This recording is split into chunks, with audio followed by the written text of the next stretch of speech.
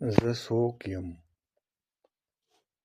اول وایم سلامونه په دلو، عرض کوم بیا مختصر پیژنګلو.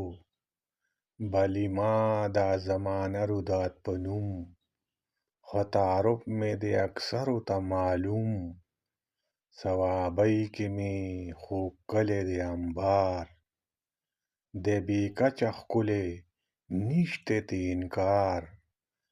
په دې خاوره مې رب کړې زرغونه ده،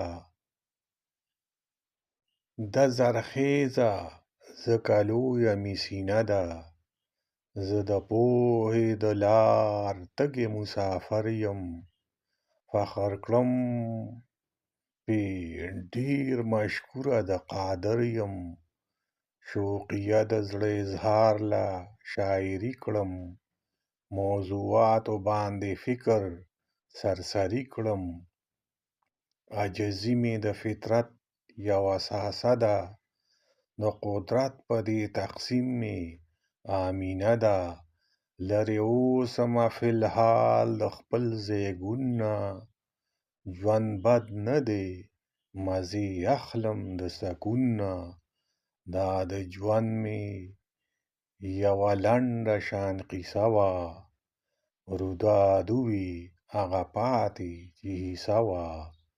روداد ووی هغه پاتې